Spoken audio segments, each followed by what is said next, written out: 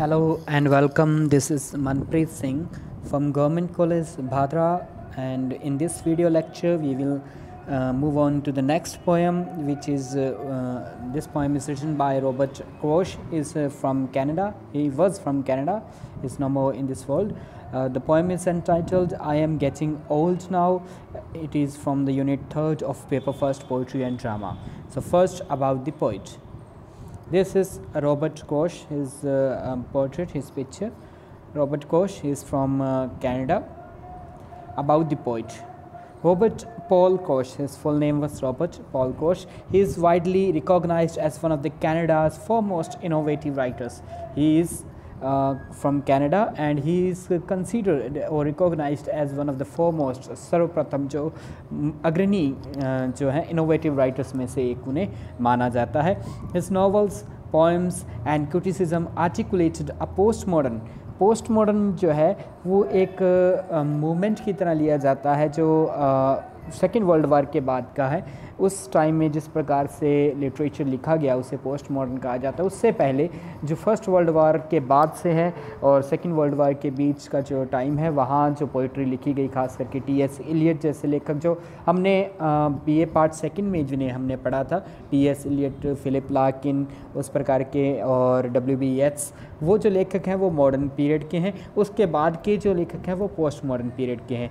सो उनकी नॉवेल्स में, पोएम्स में और क्रिटिसिज्म में we see a type of post modernism, experimental vision of Canadian literature during the 60s and 70s. 1960 और 70 के दशक में कैनेडियन जो है experimental vision of Canadian literature उनकी लेखनी में नज़र आता है.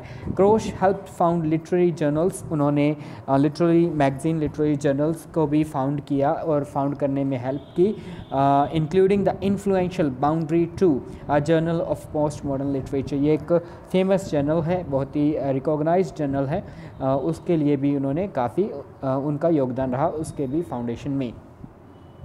प्रेसेस एंड रीडिंग सीरीज़, उन्होंने छापे खाने और रीडिंग सीरीज़ भी मतलब फाउंड करवाने में, फाउंडेशन के लिए उन्होंने काफ़ी अपना कंट्रीब्यूशन दिया. And mentored a generation of Canadian writers during his tenure at university of Manitoba.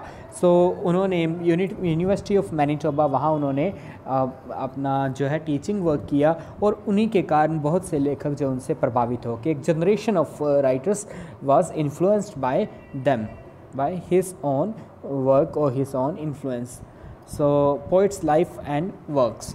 Koch was born in Whistler, Alberta in 1927 and earned degrees at University of Manitoba, Middlebury College and University of Iowa. तो यहाँ उनकी जो education हुई, वहाँ से अलग अलग जगह से उन्होंने डिग्रीज ली.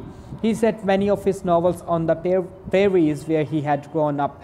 जो प्रेरी घास के मैदान हैं जो वेस्ट के, वहाँ पे उन्होंने उनके नॉवेल्स की जो स्टोरीज़ हैं उनका भी सेटिंग वहीं की होती है, इंक्लूडिंग जो उनके नॉवल हैं वर्ड्स ऑफ माई रोरिंग जो 1966 में पब्लिश हुआ, द स्टड हॉर्समैन जो 1969 में पब्लिश हुआ, विच von a Canadian governor general award, and gone Indian 1973. ये इनके कुछ फेमस नॉवेल्स हैं और इनकी जो सेटिंग है उसी क्षेत्र की होती है जहाँ ये खुद बड़े हुए. जो क्षेत्र है प्रेरी घास के मैदान जो वेस्टर्न अमेरिकन कॉन्टिनेंट में या वेस्टर्न कनाडा में पाए जाते हैं. Koch also published 14 collections of poetry. So उन्होंने 14 collections of poetry भी इनके publish हुए. In many of his long poems such as Seed Catalog 1986, ये इनकी famous poems में से कुछ collections के नाम हैं. The Ledger जो 1975 में publish हुई. Koch experimented with found text and procedural writings. ये इन्होंने अलग प्रकार की टेक्निक्स का यूज़ किया जिसमें उन्होंने found text and procedural writing जो है उस प्रकार से लेखन उन्होंने यूज़ किया. He played with constraints. Constraints से मतलब बांध के लिखना, जैसे कुछ पोएमें जो हैं वो फिक्स कर दी जाती हैं कि इसी शब्द से शुरू होंगी. जो कुछ पोएम्स हैं या लेखक ये डिसाइड कर लेता है कि वो अपनी पोएम को एक कॉन्सोनेंट से शुरू करेगा या एक वोवल से शुरू करेगा या एक स्पेशल वर्ड से शुरू करेगा. सो उन्होंने कंस्ट्रेंट्स के साथ भी काफ़ी एक्सपेरिमेंट किया, प्ले किया. इन इस long poem the sad Phoenician जो 1979 में पब्लिश हुई, all the lines begin with and और बट. उसकी जो सारी पोएम है वो पोएम की हर लाइन जो है सभी लाइनें वो एंड और बट इन दो शब्दों से शुरू होती हैं, दो कंजंक्शन से शुरू होती हैं। As well as fragments and serial writing, उन्होंने इसके अलावा फ्रेगमेंट्स जो टुकड़ों में लिखना होता है, जो मॉडर्निज्म की भी खासियत रही है, फ्रेगमेंट्स एंड सीरियल राइटिंग्स में भी उन्होंने इस प्रकार से एक्सपेरिमेंट किया। Other books of poetry include to bad जो 2010 में पब्लिश हुई, the horn books of Rita के 2001 and completed field notes the long poems of Robert crochet 1989 में पब्लिश हुई, a collection that brings together all of crochets long poem. उनकी जो है सभी लॉन्ग पोएम्स जो है इस जो कलेक्शन है द कंप्लीटेड फील्ड नोट्स इसमें पब्लिश हुई। क्रोश की जो डेथ है, he was killed in a car accident in 2011 में इनकी जो मृत्यु हुई एक कार एक्सीडेंट में हुई। अबाउट द पोएम, ये जो पोएम है आई एम गेटिंग ओल्ड, ये पोएम किस बारे में है, इसके बारे में हम पढ़ते हैं।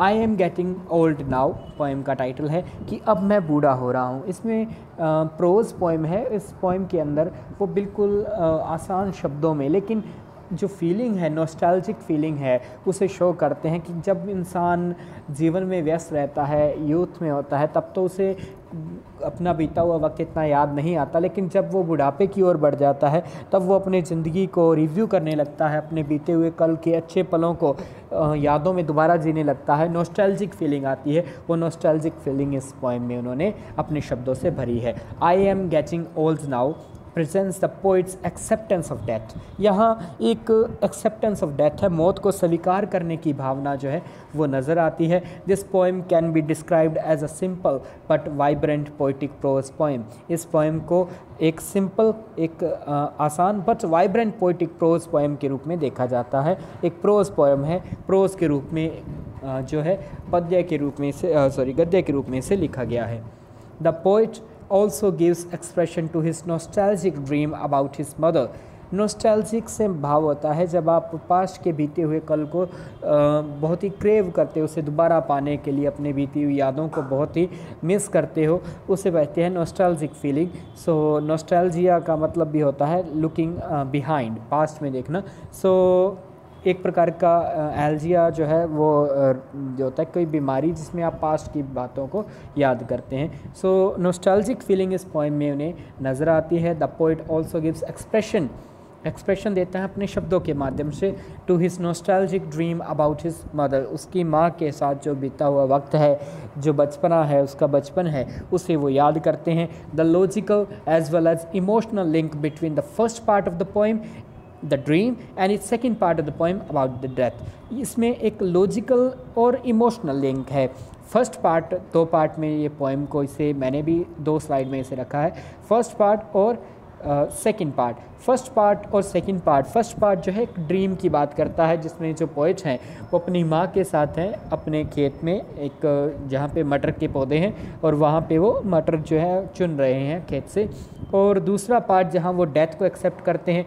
दोनों में ही एक लिंक नज़र आता है उनकी पोइट्री के माध्यम से, उनकी इस पोएम के माध्यम से। Makes the poem interesting and great. ये जो लिंक है इस पोएम को, बिल्कुल सिंपल सी पोएम है लेकिन इसे बहुत ही इंटरेस्टिंग और ग्रेट शो करता है। सो ये जो पोएम है इसका टेक्स्ट मैं शेयर कर रहा हूँ। हम इस पोएम को नेक्स्ट वीडियो में इस पोएम को एक्सप्लेन करेंगे और इस पोएम को पढ़ेंगे। धन्यवाद।